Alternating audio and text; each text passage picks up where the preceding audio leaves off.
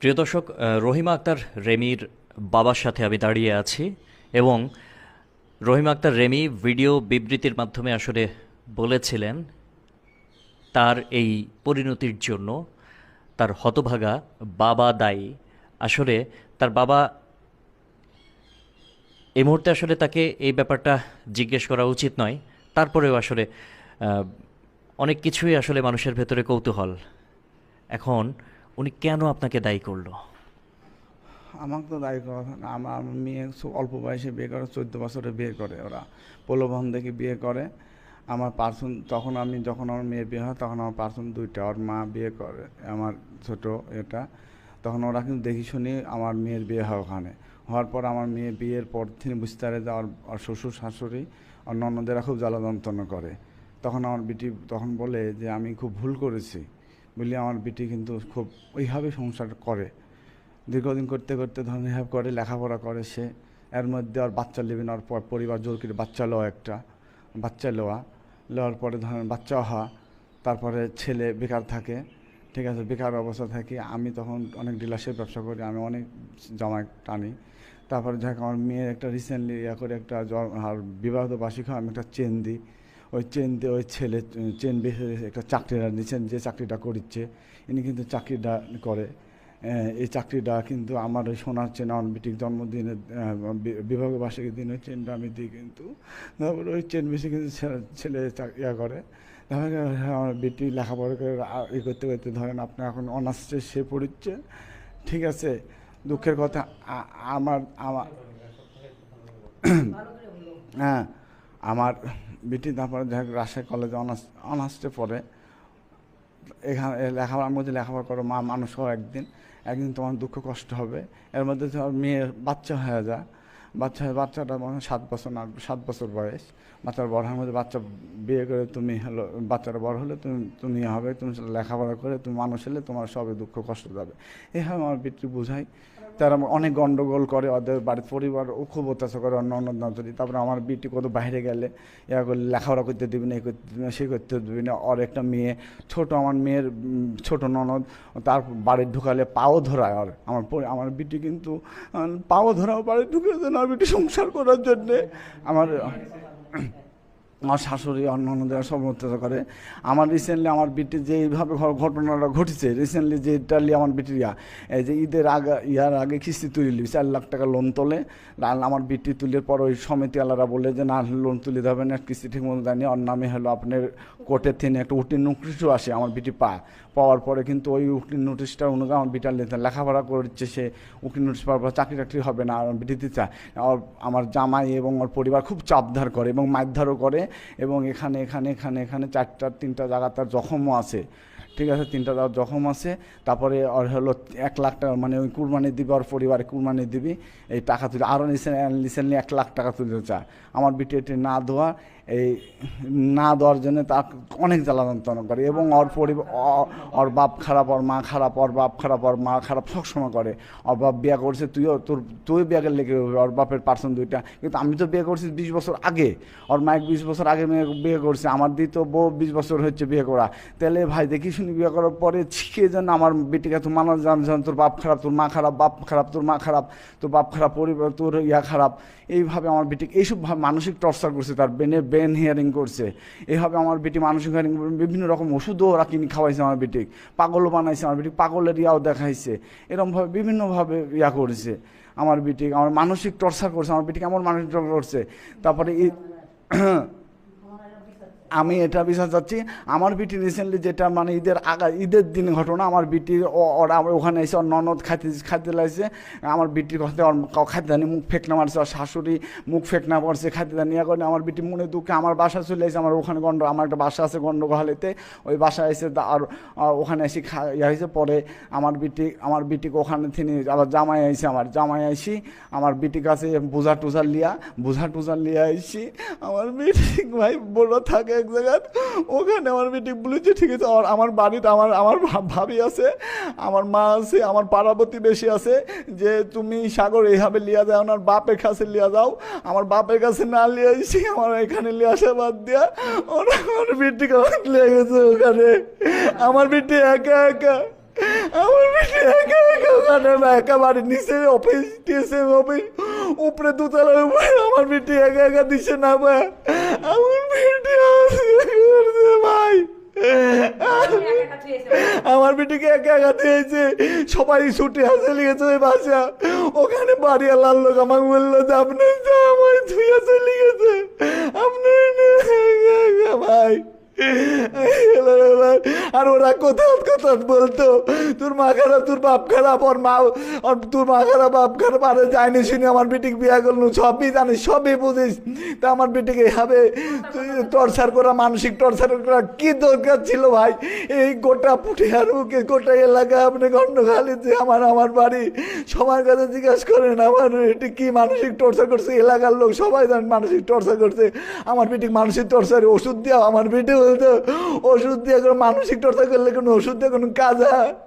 আমার বেটিকে ওষুধ কিনে দিত আর ওর টর্চার করতো, বিভিন্ন ওষুধ কিনে দিত, মানে আমি জানি না এসব নামটা।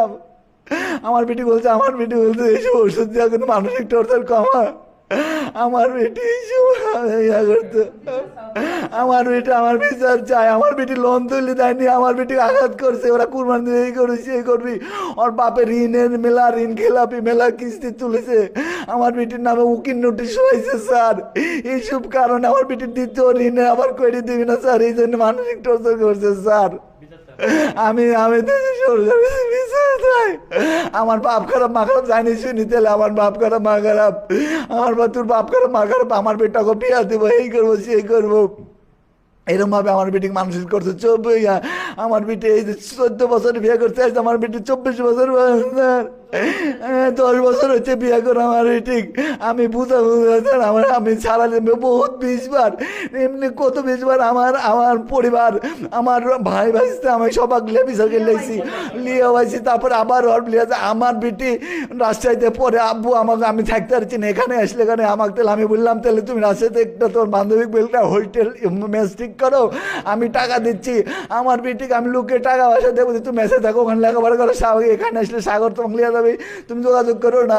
আমার বেটিকে হোস্টেল আমি টাকা দিয়ে করছি, ওখানে ওর বান্ধবীর নাম্বার লিয়ে কী করি আমি সাথে আবার যোগাযোগ করি, ওখানে আবার আমার মেয়ে আবার লিয়ে আসি, এরকম ভাবে 4 দিনের পর দিন। আর আমি তো স্যার অসুস্থ মানুষ, আমি ছোটখাটো ব্যবসা করি, আমি তো স্যার আমার সব কথা না, আমার বেটার সাথে শেয়ার করতে অনেক কথা, আমার কাছে হয়তো বা সব কথা শেয়ার করতো না, আমার পরিবারের কাছে তুমি আমাকে বলতো, আর আমার বেটিকে তো আমি বিয়া দিইনি, আমার বিটিক দাম বিয়ে না, আমার বিটিক তো ধরেন এই কোর্ট রেজিস্ট্রি করছে, আমার তখন অবুজ বিটি তখন বলে কোর্ট ভিডিট করে বিয়া করছে, পরে আবার ওরাই রেখে বিয়া করছে, তো এই করলো তোরা, এই করে বিয়া করলু, এই করে ইয়া করলু, তো আমার বিটি আবার তোর বাপ খারাপ, তোর মা খারাপ, তোর বাপ খারাপ, তোর মা খারাপ, তোর বাপ খারাপ, তোর মা বিয়া করছে, মানে ওর মা প্রথম পক্ষের মা বিয়া করছে, তোর মা বিয়া করছে, তুই বিয়া করলে কি হবি, তোর শাশুড়ি খারাপ, এন খারাপ, এই মানসিক টর্চারে আমার বিটিকে একবারে পুরা মানসিক মান সম্মান একবারে নষ্ট করে দিয়ে, আমার বেটি অল্প বয়স, মানুষ তো বড় মানুষও বয়স্ক মানুষও ভুল করে, আমার বেটি বুঝতে পারেনি, তারপরে মৃত্যুর আগে একা ছিল স্যার, ওখানে যদি কেউ থাকতো তাহলে আমার বেটির ওটাই ঘটনা ঘটতো না। এখানে আমার পরিবারের, আমার পাড়া প্রতিবেশী, আমার আত্মীয় স্বজন, আমার বড় ভাইয়ের স্ত্রী সবাই বলেছে তার বাপের কাছে লিয়া যাওয়ার, বাপ অসুস্থ বাড়িতে পারছে না, সেখানে লিয়া যাওয়ার, বাপ গেলে বুঝালে ঠিক হয়ে যাবে, আমাকে এখানে লিয়ে আসেনি স্যার, এখানে না লিয়ে এসে চলে গেছে ওর জায়গাত লিয়ে যায় স্যার, আমার বেটি আছে, আমার বেটা রিং করেছে যে আমার দুলাভাই আচ্ছা আপনি কি আমার বোনের কথা কথা, তোর বোন ভালো আছে অসুবিধা নাই, বহুত টাইমে বলে আমার বেটার কাছে রিং করেছে, তোমার বোনের এই অবস্থা, এই তো স্যার স্যার আমি বিচার যাচ্ছি স্যার, আমার বাচ্চা একাই, আমার ছোট ছেলে একা চলে গেছে স্যার, ওখানের ট্রেনের দৃশ্য দেখি পরে আমার কাছে রিং স্যার, আর ছোট মায়ের কাছে রিং করেছে, আমার বোন আর পাইছি না, আর পাইছি না, এই বন্ধ স্যার, এই বন্ধ স্যার, এই বন্ধ স্যার, মাফ করো এই স্যার, এই যে স্যার আমার মা খারাপ, বাপ খারাপ, আমার মা খারাপ, বাপ খারাপ স্যার, আমার বাপ খারাপ, মা খারাপ, গাড়ি হচ্ছে স্যার, মানসিক টর্চার করতো স্যার, আমি তো আপনার সাথে 5 মিনিট কথা বলবো। আমি আমি কিন্তু রেমির ছোট আম্মা। রেমি যখন 4 বছর বয়স, রেমির হয়তো বলেছে 6 বছর, কিন্তু ওর তখন তত মনে নাই। যখন আমি প্লে ভর্তি করে তখন আমার বিয়ে হয়েছে। তো হচ্ছে যে বিয়েটা হয়তো আমার পরিবার বা ওর মা সবার সম্মতে বিয়েটা হয়েছিল। তো আমরা কিন্তু ভালোই ছিলাম, কিন্তু আমার আমার ওই মানে রেমির মা ও যে কোনো কারণবশত হয়তো বা মনে বোনা হয়নি, ও চলে গেছে, ও সেপারেট করে নিছে, ও নিজে, ওর বাপ কিন্তু অক ছেড়ে দেয়নি, ওর মাই অক ছেড়ে দিছে ওর বাপে। তো সে আলাদা জায়গায় পার্সন বেচালে সেটা আলাদা বিষয়, তার তো একটা দরকার আছে সারাসারি হলে। আর সাগরের সাথে বিয়ে হয়েছে আমার মেয়ে 10 বছর হলো, আর আমার বিয়ে হয়েছে 20 বছর হলো। রেমির আব্বার সাথে আমার বিয়ে বয়স 20 বছর, সে মানে পুরাতন ইতিহাস। আমার বাচ্চা কাচ্চা বড় বড় হয়ে গেছে। এখন ছেলেটা কিন্তু কিন্তু আমরা বিয়ে দিবে না ওর বাপ। ওই ছেলেটা কিন্তু ফুসলে ফাসলে আমার মেয়ে জীবনও প্রবণ দেখায়, 14 বছর বয়সের অবুঝ শিশু প্রবণ দেখায় আমার মেয়ে কিন্তু বিয়ে করছে। তখন ওর বাপের একই কথা, যে মেয়ে আমার কথা শুনলো না, আমাকে বুঝলো না, আমার দুঃখ, এত সুন্দর মেয়ে আমার আর বিয়ে করলো ওরকম একটা যাইতে, আমি আমার এই জামাই কোনোদিন মেনে নেব না। আমার মেয়েও কখনো কোনোদিন বাপের কাছে এসে পুরো দমে দাবি করতে পারতো না, কারণ সে তো পছন্দ করে বিয়ে করে। ভাই এটা সবাই বুঝেন, কিন্তু আমার মেয়েকে আমি ছোটোবেলা থেকে মানুষ করছি, কোনোদিন একটা ফুলের টুকাও কোনোদিন দিইনি। আমার স্বামীও না, আমিও না, সবাই জানে, আমার শ্বশুর শাশুড়ি ওর কাছে হয়তো বা জিজ্ঞেস করছেন। মেয়েটাকে আমার নিয়ে যাওয়ার পর আমার মেয়েটা একটু মানসিকভাবে মানে চাপা প্রকৃতির ছিল, সে কখনো সব কথা ডিসকাস করতো না। আমার মেয়েটাকে ধরেন ওরা প্রথমে বিয়ের পরের দিনই সে বুঝতে পারছে যে আমি ভুল করে ফেলেছি। আমি মনে করছি আমার মা বাবা ভাই বোন সবাইকে এখানে পাবো, কিন্তু দেখলাম না, আসলই থাকে, নকল নকলই থাকে। মেয়েটা ভাবলো যে আমার মা ছেড়ে চলে গেছে, আমিও যদি ছেড়ে দিই আমার আটা দুর্না হবে। আর সাগর সবসময় ইমোশনাল ব্ল্যাকমেল করতো, বলতো যে তোমার মা তো ছেড়ে গেছে, তুমিও আমাকে চলে যেতে পারো। কিন্তু আমার মেয়েটা এত বেশি ভালোবাসিছে সাগরের সবসময় এটাই বিশ্বাস করার চেষ্টা করছে যে আমি প্রয়োজন হলে মরে যাব, কিন্তু আমি তোমার পরিবারের কারণে, অত্যাচারের কারণে যে আমি হচ্ছে তোমাকে ছেড়ে চলে যাব, এটা করবো না। আর সাগর আমার বাড়ি যদি রাগারাগি করে, মানে 20 বার আমরা ওখান থেকে আমার মেয়েকে নিয়ে এসেছি বিচার সালিশ করে। নিয়ে আসার পর সাগর একটা সেকেন্ডের জন্য আমার মেয়েকে স্থির থাকতে দেয়নি, খালি ফোনের ফোন। আর বলতো তো তুই তো মরে গেলে তো 2 লাখ টাকা কাবিন নামায়, এই লোভে তুই হচ্ছে চলে গেছিস। তখন ওই বলতো আমার বাপ তো আমার নামে 10 লাখ টাকা সম্পত্তি রেজিস্ট্রি করে দিছে, ওর বাপ কিন্তু 10 কাঠি মাটি রেজিস্ট্রি করে দিছে। তো এই 2 লাখ টাকা আমার কাছে কিছু, আমার জীবনের চাইতে 2 লাখ টাকা বেশি। তো আমি যা তোকে হচ্ছে মনে করছি অন্য জায়গায় বিয়ে করবো, আমি মরে যাই তোকে শান্তি দিয়ে যাবো। তো হচ্ছে মরে আমাকে ফাঁসাই দিয়ে যাবো। তখন আমার বিটি কি বলতো জানেন, যে আমি মরে যাওয়ার সময় তোকে এমনভাবে নির্দোষ প্রমাণ করে দেবো, এমন নিখুঁতভাবে যে পৃথিবীর সবাই তোকে মনে করবে তুই নির্দোষ, কিন্তু তুই আমার জীবনে যে আঘাত, যে কষ্ট, যে দিনে পর দিন তোর পরিবার ফ্যামিলি, তোর ছোট বোনের পা ধরাই সুস্কৃতি ওই বাড়ি সংসার করার জন্য, আমি সংসার করার তাগিদে মনে করেছিলাম যে আজ পা ধরি, কাল ভালোবাসার তাগিদে তারা আমার আপন হবে, কিন্তু তারা পাও ধরেছি সংসার করার জন্য, কিন্তু তারা আমাকে ভালোবাসা দিয়েও আপন হয়নি, আসলে ভাই হয়নি। আমার মেয়ে লাস্ট পর্যায়ে যে বাড়ি ভাড়া থাকে, একটা চেন দিয়েছিলাম, চেন বেসে ওই ছেলে চাকরি লাগছে, কিন্তু বেকার ছিল, আজ 1.5 বছর হলো আমার স্বামী অনেক টাকা পয়সা দিতে পারে না। এর আগে ওরে সংসার চালাতে যা যা দরকার তাই দিছে, খাট থেকে শুরু করে গ্যাসের চুলা থেকে শুরু করে সিলিন্ডার থেকে শুরু, বুঝেন, সব দিছে। আমার স্বামীর লস খাওয়ার পর করোনার মধ্যে 1.5 বছর হলো আমার মেয়ে সঠিকভাবে দেয় অল্প কিছু, 2-4-500 হাজার, কিন্তু ওইভাবে মোটা অঙ্কের ব্যালেন্স সে দিতে পারে না। এটাই তার অপৃক্তি। তার শ্বশুর শাড়ি আমোদ ফুর্তিভাবে খাওয়ানো এটা করতে পারে না। তখন আর শ্বশুর শাড়িটা খালি বলে যে আমার বেটা যদি অন্য জায়গায় বিয়ে দিতাম আমার বেটা অ্যাবল পাইতো, আমরা কি ভুল করছি ফকিনির ঘরের বিয়ে দিয়ে। আর বলে কি আর মায়ের অভ্যাস আছে অন্য জায়গায় বিয়ে করে, বেশটা ফ্যামিলির মেয়ে ওই অন্য জায়গায় যা বিয়ে করবে, এই যে একটা তার আঘাত দিত, দিনের পর দিন সেই আঘাতটা নিতে পারতো না। আর বাপের কাছে আসলে বাপ বলতো কি মা তোমাকে তো আমি বিয়ে দিইনি, তুমি চলে আসো ডিভোর্স করে, আমি ভিক্ষা করে পারি আর আমার জমি বেঁচে পারি, তোমাকে আমি মানুষ করবো। আমার মেয়ে মনে করতো আমার একটা মেয়ে হয়ে গেছে, এখন যদি আমি ছেড়ে দিই তাহলে আমাকে যেরকম এই পরিবার বাপ খারাপ মা খারাপ বলে, ওই পরিবারও আমার ওই মেয়েটাকে বলবে যে আর মা ছেড়ে চলে গেছে, আর বংশ এরকম, তার থেকে আমার জীবনে এই কয়েকটা মানুষ বেঁচে যাক, আমার জীবনে আমি চলে যাই।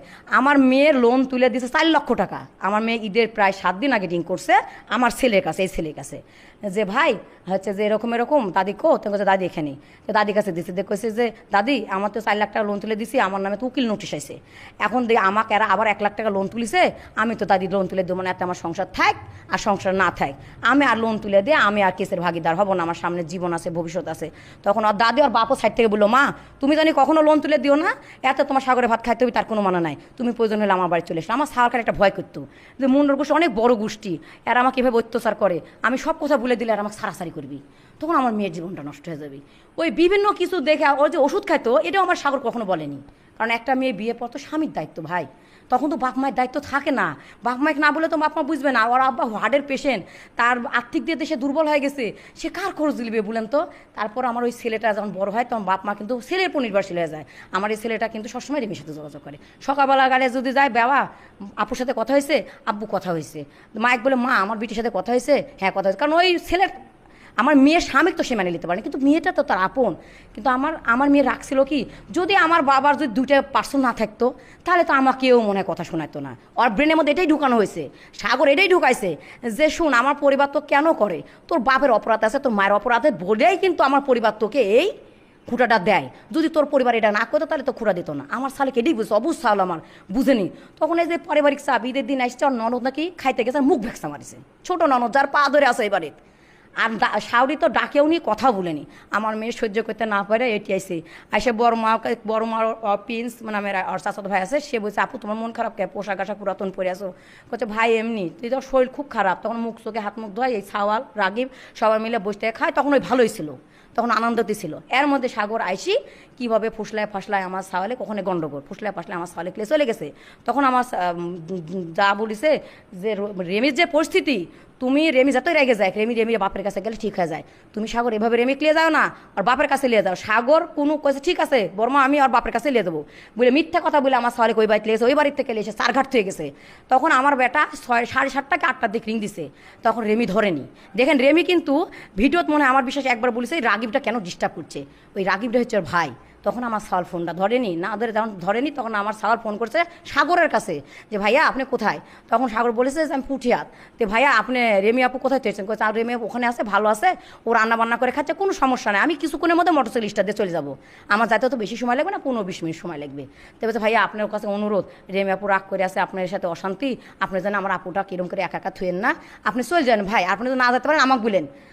ওই ছেলে বলছে না আমি এখনই চলে যাবো। আমার সাওয়ালের কাছে তো যায়নি, আমার সালে যে যোগাযোগ করেনি, এটা আমরা কাউকে জানায়নি যে রেমি ওখানে একা আছে। যে বাড়ির নিচে ধরেন TSM অফিস ঠ্যাঙ্গামারা সবাই ছুটে চলে গেছে, ওখানে খালি উপরতলা থাকে বাড়িওয়ালা, আর মধ্যে রেমি গোটা ফ্ল্যাটে একা একটা মেয়ে। তার এমনি মানসিকভাবে অশান্তি। এর আগে অনেক বছর আগে, প্রায় 5-6 বছর আগে, 4-5 বছর আগে ওর বাড়িতে রেমি গড়া ধরে দিয়েছিল মায়ের মাপের অত্যাচারে, খালি টাকা চায়, যৌতুকের কথা, মানে বিভিন্ন ধরনের লোভনীয় বিষয়। সেবারও একই ইয়া করছিল, একই ইয়া। আচ্ছা সেবার বেঁচে গেছিল, সেবার ওরাই হচ্ছে যে ইয়াতে উঠেছিল, ওরে হচ্ছে যে চাতাল আছে, চাতাল দিয়ে অন্য ঘর দিয়ে উঠে আমার মেয়ে বাঁচাইছিল। পরে আমার মেয়ে কথা আমার বলেনি, 2 দিন পর পাড়া প্রতিবেশী এসে আমার বলছে। তখন আমরা ওর বাড়ির যাই আমার মেয়ে বুঝাই শোনায়, অনেক অপমান করে গন্ডগোল করে আমার মেয়েকে আমরা জোর করে নিয়ে এসেছিলাম। আসার পরে ওই সাগরের একই, সাগর মিনিটে সেকেন্ডে আমার মেয়ে কখনো দেখেন মোবাইলে অতীত থেকে যদি শুরু করেন দেখবেন যে রেমি কতবার রিং করে, কতবার ওই ডিস্টার্ব করে যে কোনো ক্ষেত্রে। আমার সাওয়ালটা ওই যে আত্মসমর্পণ, তোরে তো অভ্যাস আছে, আমার সাওয়ালটা এই পরিচয় দিয়ে গেছে, আমার মা ভুল করেছে, আমার বাপ ভুল করেছে, সেই সাথে সন্তানের না, সন্তানের হতে পারে, সন্তান তো অপরাধী হতে পারে না আমার। এবং এটা বলে গেছে যে আমার স্বামী দায়ী না। কেন বলেছে, একটা স্বামীর পরিবারে যখন মেয়ে যায় তখন সব দায়িত্ব কিন্তু স্বামীর হয়, খালি বললেই তো হবে না যে আমার স্বামীর দামে তাই না। তোমার আমি আমার স্বামীকে বলেছি যে আমার বাপ যদি তোমার নামে মামলা করে তো তুমি আমার বাবার নামে মামলা করবে।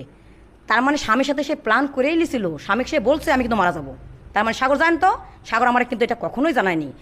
আর তুমি তখন আমার বাবার নামে মামলা করো, কারণ আমার বাবা যদি বিয়ে শাদী না করতো তাহলে তো হচ্ছে যে আমার জীবনটা নষ্ট হতো না, বা কেউ আমার খুঁটা দিতে পারতো না। তাকে এটা ব্রেনে ঢুকেছে কারা, তার পরিবার তার মানসিকভাবে টর্চার করছে, শারীরিকভাবে টর্চার করছে, তার ব্রেনে বিভিন্ন রকম ওষুধপাতি খাওয়াইছে, আমাদের কখনোই ডিসকাস করেনি। আর আমার বিটি যখন যা চাইছে কখনো অবহেলা করেনি ভাই। কিন্তু আমার মেয়েটা রাত 3টের সময় নাকি ওর মোবাইলে কী আছে আমি বুঝি না, এত আমি শিক্ষিত হতে পারি, আমি তো অনার্স পাস, কিন্তু ওর মোবাইলে 3টের সময় আমার মেয়ের কিন্তু ফোন থেকে আসছে। তখন কিন্তু ও যখন পেশাব করতে উঠে তখন দেখিছে, তাহলে তখনই আমার মেয়ের ওখানে চলে যায়। আমার মেয়েটা কিন্তু মরেছে ভোরে, 3টার সময় কিন্তু মরেনি। তাহলে ওর চাচাতো ভাই জানা না, নিজের ভাই জানো, তাও জানায়নি। 5টার সময় আমার ছেলের কাছে রিং করছে, তুমি তোমার বোনের ভিডিও দেখছো, আমার ছেলে যাতে ওর মায়ের পেটে, এক মায়ের পেটে বোন। তখন আমার সাল ভিডিও দিয়ে দেখে যে আমি আর কিছুক্ষণের মধ্যে আপনার মধ্যে আসি, আমি এরপরে আর থাকবো না। তখন আমার সাল পাগলের মতো চলে গেছে, যা দেখে সাগর মোটরসাইকেলে বাড়াচ্ছে। তো ভাই আপনি জাননি, আপনার এত বেশি কথা করেছেন, কোচে আমি তো বুঝতে পারিনি এরম হবি, তাই বলে তখন যায় দেখে যে আমার মেয়ে গিরির সাথে লটকায় আছে। সাওয়াল আমার ঘরের দরজা ভাঙ্গে, সাওয়াল আমাক গলার দড়ি খুলে সাওয়াল আমাকে নামাইছে আমার সাওয়াল। আর ও মোবাইলে ব্যস্ত ছিল, রেমির মোবাইলটা ট্যাগ করে নিয়ে ব্যস্ত ছিলই। তাহলে বুঝেন, ও জানতো যে আমার বউ মারা যাবে, ও এটাও বলিছে যে তুমি মরে গেলে তোমার বাপ তো আমাকে ফাঁসাবে। তখন আমার মেয়ে বলেছে যে আমি মরে গেলে আমি তোমাকে ভালোবাসি, শেষ পর্যন্ত জানাই যাবো যে তোমার প্রতিদান, যে আমি তোমার চিরজীবনের মতো নির্দোষ প্রমাণ করতে যাবো। কিন্তু আসলে কি এটা বিচার? রেমির কথা তো অনেক রহস্য, রেমির কথা তো প্রতিটা কথাটির মধ্যে তার পরিবারের কথা, সবার কথা কিন্তু উল্লেখ করা আছে।